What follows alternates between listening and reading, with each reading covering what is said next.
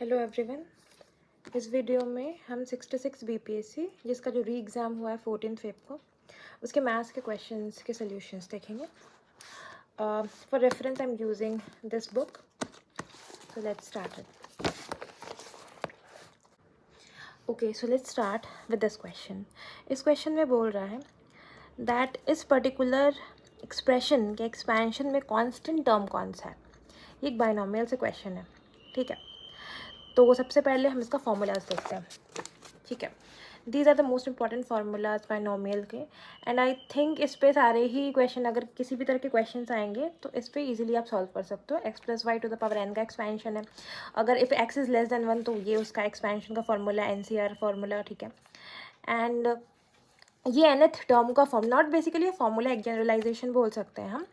जैसे हम यहाँ पे देखते हैं, this is the second term for example. हमें पता है अगर NCR है, ठीक है, तो यहाँ वाला जो टर्म है वो यहाँ पे रहेगा, एंड x का जो पावर होगा वो दिस माइनस दिस होगा। बस उसी चीज़ को हमने लिख दिया, that is r plus 1th term is NCR, where y का power is r and x का power is n minus r। That's it. इसमें कुछ याद करने वाला उतना है भी नहीं, because this is pretty simple, आपको ऐसे ही याद हो जाएगा, आप एक दो बार देख लोगे तो। अगर एग्ज़ाम में मानो मुझे ये एक्सपेंशन याद नहीं होता, ठीक है, और मुझे ये क्वेश्चन सॉल्व करना पड़ता और मेरे पास टाइम है, तो मैं इसको सिंपली ऐसे सॉल्व करती। Suppose x plus 1 by x to the power 6 है, ठीक है, तो मैं इसको ऐसे कर देती, x प्लस 1 बाई एक्स का whole square to the power cube, ठीक है।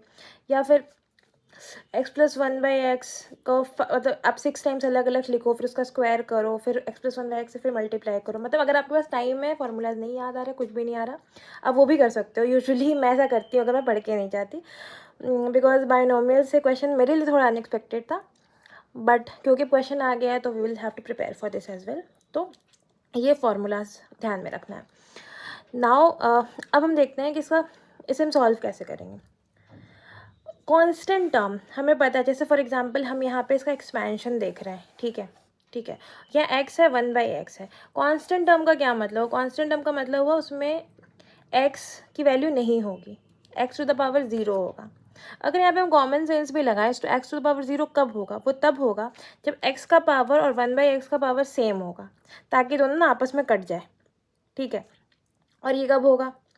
क्योंकि मैक्सिमम जो पावर है किसी का भी n हो सकता है, ठीक है, और इस दोनों का पावर का सम हमेशा n ही होता है, right. For example n minus 1 plus 1 is equals to n।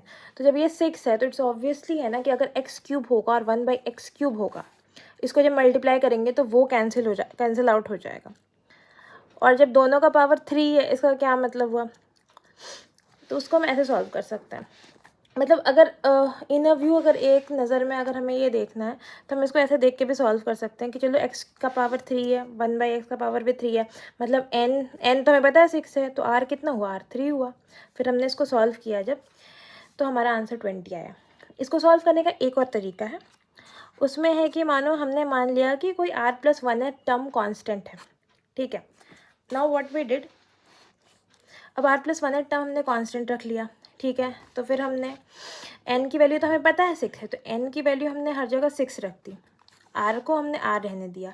Now क्योंकि ये टर्म एक कांस्टेंट है, ठीक है, तो जो x का पावर होगा वो 0 होगा, राइट। तो यहाँ पे x to the power 6 minus 2r आ रहा है, 6 minus 2r is 0, so r is equals to 3। So जब हम r इज इक्वल्स टू 3 रखेंगे इस वैल्यू में, we get 6c3 which is 20. So this is how we can solve it. Now let's see another question. इस question में क्या है? इस क्वेश्चन में y की वैल्यू दी गई है, ठीक है, और बोल रहा है कि x is a positive number, ठीक है, ओके। एंड देन ये पूछ रहा है that the equation x minus 256 has how many solutions. Let's see how we can solve it.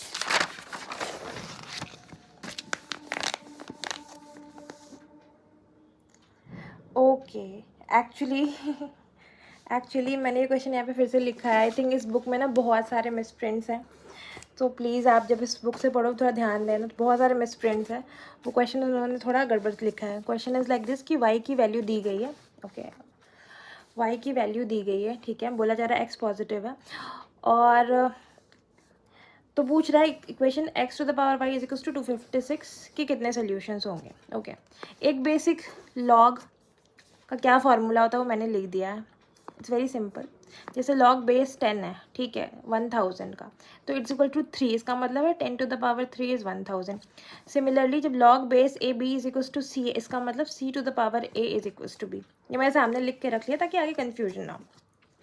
Same चीज़ हमें करना है, हमने ये वैल्यू यहाँ पे लिख दी, ठीक है, और क्योंकि ये x to the power y और हर जगह लॉग हो रहा है तो बाई कॉमन सेंस हम इसमें लॉग लगाने की कोशिश करेंगे, राइट। तो जब हमने इसमें लॉग बेस 2 लगाया तो हम क्या देख रहे हैं कि 256 is 2 to the power 8, right. तो हमें लॉग बेस 2 एक्स का वैल्यू मिल गया यहाँ 8/y इस इक्वेशन से, ठीक है। फिर हमने ये वैल्यू इसमें डाला। जब हमने ये वैल्यू इसमें डाला तो ये एक प्रॉपर इक्वेशन फॉर्म हो गया, राइट। मतलब फॉर अ मोमेंट अगर आप हड़बड़ी में हो तो कभी कभी ऐसा होता है, हमने जैसे वाई क्यूब देख लिया तो हमें लगता है ओके 3 वेरिएबल हो सकता है, इसका 3 सोल्यूशंस हो। बट द पॉइंट इज़ कि जब हमने इसको पूरा इक्वल टू 0 करके देखा ना, तो ये ए माइनस बी होल क्यूब का फॉर्मूला बन गया। मतलब एक बार के लिए हमें यहाँ पे ये भी ध्यान रखना है ना कि यहाँ पे तो क्यूब आ रहा है क्या, क्योंकि जब मैंने इसको प्रॉपर से अरेंज किया तो it looks like that is y cube, this is 64, 4 का क्यूब, फिर वो a minus b whole cube के फार्मूला पे सेट हो गया। तो इस क्वेश्चन का आंसर ये होगा that it has exactly one solution, that is y equals to 4, exactly one solution for x, that would be its answer. Next question देखते हैं। ये क्वेश्चन मतलब अगर आप हड़बड़ी में पढ़ोगे तो गड़बड़ कर सकते हो, क्योंकि मैंने भी ये चीज़ की, थोड़ा कंफ्यूजिंग है ये। तो इसमें ये बोला जा रहा है कि एक फैक्ट्री है, उसमें ताला और चाबी बनाने की 2 अलग अलग मशीन्स हैं, ठीक है। जो लॉक, एक मशीन जो सिर्फ लॉक्स बनाती है, दूसरी मशीन ओनली कीज़ बनाती है, ठीक है। जो सिर्फ लॉक्स बनाती है वो बनाती है at the rate of 100 locks पर मिनट, ठीक है। और एक बार जब वो 100 लॉक्स बना लेती है तो फिर उसके बाद उसको 5 मिनट्स का टाइम चाहिए उसको क्लीन करने के लिए, मशीन को क्लीन करने के लिए, राइट। देन और मतलब आफ्टर एवरी 1000 लॉक्स, हर 1000 लॉक्स बनाने के बाद उसको 5 मिनट्स का टाइम चाहिए, और 1 मिनट में 100 लॉक बनाती है। कीज़ में है कि वो 75 कीज़ बनाती है 1 मिनट में, और 1500 की बनाने के बाद उसको 10 मिनट का टाइम चाहिए होता है। तो बोल रहा है कि आप मिनिमम कितने टाइम में, कितने मिनट्स में आप 9000 pairs of locks and keys दोनों बना सकते हो। Let's see.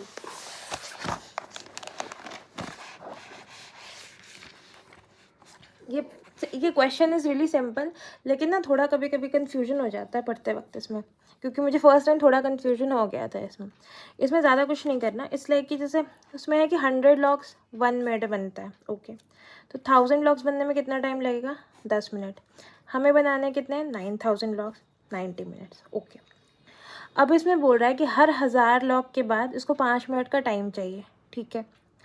तो 9000 बनाने तक उसको कितने हज़ार बनाए, मतलब एक बार 1000 के बाद उसको 5 मिनट, 2000 के बाद 5 मिनट, 3000 के बाद 5 मिनट, ऐसे करते करते 8000 के बाद 5 मिनट। तो ऐसे 8 बार उसको मशीन को क्लीन करने का टाइम में चाहिए फॉर 5 मिनट्स ईच।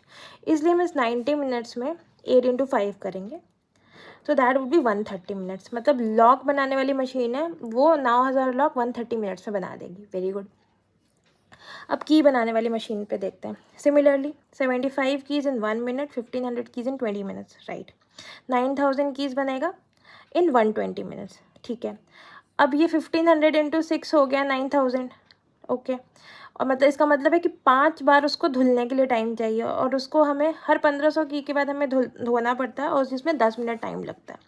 तो इसीलिए हमने इसमें 5 इंटू 10 किया, 10 मिनट्स टाइम और 5 टाइम्स वो जो उसको वॉश करना है 5 टाइम्स हुआ है, ठीक है। तो that together will give you 170 minutes. तो 9000 लॉक्स और कीज़ का पेयर बनाने के लिए हमें चाहिए होगा 170 मिनट्स। तो ऑब्वियस है ना, 130 मिनट्स बस लॉक ही बनेगा, की तो बनेगा नहीं। तो answer is 170 minutes. Next question देखते हैं।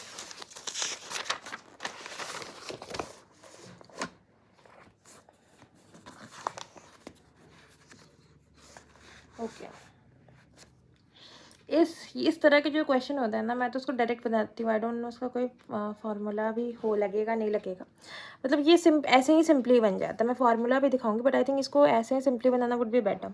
बोल रहा है कि एक मिल्कमैन है, इसके पास 30 लीटर वाटर में मिलाता है और 70 लीटर मिल्क है, ठीक है। यहाँ पे जैसे लेट मी जस्ट यहीं पे कर देती हूँ, ठीक है। मिल्क है, वाटर है, ठीक है। 30 लीटर ऑफ वाटर है इसके पास, ओके। 70 लीटर मिल्क है, ठीक है। उसके बाद क्या करता है, after selling 1/4 of his mixture he added water to replenish the quantity that he has sold. इसने 1/4 पहले तो सोल्ड कर दिया, तो हमारे पास बचा कितना, दोनों का हमें 3/4 बचा, ठीक है, ओके। और उसके बाद क्या है, उसने इतना बेच दिया 1/4, उसके बाद जितना उसने बेचा उतने का पानी ऐड कर दिया। 70 + 30 इज़ 100, 100 का 1/4 25, ठीक है। इसका मतलब उसने 25 लीटर बेच दिया, तो 25 लीटर वो पानी ऐड करेगा, तो पानी का क्वांटिटी कितने से बढ़ गया, 25 लीटर से पानी का क्वांटिटी बढ़ गया। तो हमसे पूछ क्या रहा है, current proportion of water to milk. तो current proportion of water to milk हो जाएगा 30 × 3/4 + 25 अपॉन 70 × 3/4। बस हमें यही करना है, दैट्स इट। इसका एक फार्मूला भी है, फार्मूला में थोड़ा मतलब आई थिंक ये ज़्यादा कॉम्प्लिकेटेड हो जाएगा। जैसे फार्मूला होता है ना, final quantity is equals to initial quantity, 1 - amount of solution replace by total amount, total to the power n, n मतलब कितने बार आप सोल्यूशन को निकाल के वापस से डाल रहे हो, ठीक है। तो इसमें for example amount of solution replaced, तो मिल्क को हम रिप्लेस कर रहे हैं, इसलिए हम फाइनल क्वांटिटी, सपोज हमने फाइनल क्वांटिटी मिल्क का m मान लिया, ठीक है। इनिशियल क्वांटिटी हमें पता है 30 लीटर है, हमने 25 लीटर का अमाउंट ऑफ सोल्यूशन रिप्लेस किया बाय टोटल अमाउंट है 70 + 30 100 टू द पावर हमने कर दिया 1। जब हमने ये कर दिया फिर हम इसको सॉल्व करेंगे तो हमें मिल्क की क्वांटिटी मिल गई, फाइन। अब हमें वाटर की क्वांटिटी अगर चाहिए तो हमें पता है टोटल क्वांटिटी इज़ 100, तो वाटर की क्वांटिटी वुड बी 100 - 105/2, मिल्क की quantity 105/2, to water is to milk का रेशियो हो गया ये, which will ultimately come to 90/21। इसका भी आंसर 90/21 ही आएगा। Now let's come to question number 146। ये इंटरेस्टिंग क्वेश्चन है, थोड़ा कॉम्प्लिकेटेड भी है, लेकिन अगर शांति दिमाग से बनाएंगे तो एग्ज़ाम में भी ईजिली सॉल्व हो जाएगा। तो इसमें क्या बोल रहा है कि 3 लोग हैं, XYZ पर्सन, ठीक है। उन्होंने क्या किया है, उन्होंने WBC कंपनी से शेयर्स खरीदे हैं, ठीक है। शेयर्स किस रेशियो में, 6:5 की रेशियो में खरीदे हैं, और टोटल कॉस्ट X ने लगाया है A, Y ने लगाया 1.5 है, Z ने लगाया 1.75 है, ठीक है। और हर एक यूनिट का इतना प्राइस है NPR, ठीक है। और सबने इतने इतने यूनिट परचेज़ किया, X ने W का 6 यूनिट, B का 5 यूनिट, X ने C का 3 unit and Y and simultaneously सबने ऐसे से खरीद रखा है। अब हमसे क्वेश्चन में क्या पूछ रहा है, हमसे क्वेश्चन में पूछ रहा है that what % of total amount paid by X was paid for the units from company W। मतलब ये बोल रहा है कि X ने जितना भी अपना टोटल पैसा जितना भी लगाया है उसमें से कितना उसने W में लगाया है, ठीक है। तो टोटल पैसा हमें पता है A है, ठीक है, और W में कितना लगाया है, 6 यूनिट खरीदा और 1 यूनिट का प्राइस N है। तो हमें चाहिए क्या, हमें चाहिए 6N/W। हमें बस इसकी वैल्यू निकालनी है और हमारा आंसर आ जाएगा। नाउ लेट्स सी हम इसको कैसे निकालते हैं। तो सबसे पहले तो हमें एक चीज़ तो पता है, देखो कि ये इसका टोटल कॉस्ट है, तो हमें पता है कि 6N + 5P + 3R = A। Similarly, 7N + 9P + 5R = 1.5 है, and 8N + 11P + 7R = 1.75 है। मतलब इट्स लाइक 3 इक्वेशन, 3 वेरिएबल, सबका वैल्यू आ जाना चाहिए। मतलब ए को तुम कुछ भी एज्यूम भी कर सकते हैं फॉर अ मोमेंट, रेशियो अगर चाहिए तो। लेकिन इसमें एक चीज़ बहुत अच्छी है सॉल्व करने के लिए, मतलब जब इतना कॉम्प्लिकेटेड क्वेश्चन आए ना यूजुअली ऐसे एग्ज़ाम में, तो हमें समझ आना चाहिए कि इसमें कुछ झोल है, हम इसमें से कहीं ना कहीं कुछ ट्रिक्स निकाल सकते हैं। सो जैसे अगर हम सपोज़ हमने इन तीनों इक्वेशंस को ऐड कर दिया, हमने इसको ऐड किया, यहाँ पे ऐड करके हमारा ये वैल्यू आ रहा है, हमने इसमें से 5 कॉमन ले लिया। जब हमने इसमें से 5 कॉमन लिया तो हमने क्या देखा, 5P + 3R आ रहा है। 5 + 3R की वैल्यू हमारे पास यहाँ पे ऑलरेडी है, राइट। तो हम 5 + 3R की वैल्यू A - 6N हम यहाँ पे डाल देंगे। ये डाल के जब हम सॉल्व करेंगे ना तो हमारे पास फाइनली N/A की वैल्यू आएगी। N/A की वैल्यू इज़ 1/12, राइट। हमें क्या चाहिए, हमें चाहिए 6N/W, ठीक है। 6N sorry not W, 6N/A, okay, ठीक है। तो हमारे पास 1/12, तो 6N/A वुड बी 1/12 × 6, ठीक है। वन मोर थिंग, सॉरी, कि यहाँ पे इसने परसेंटेज पूछा है, right, what is a percent, तो हम इसमें 100 करेंगे, इसमें भी 100 करेंगे, that comes to 50%, which is our answer.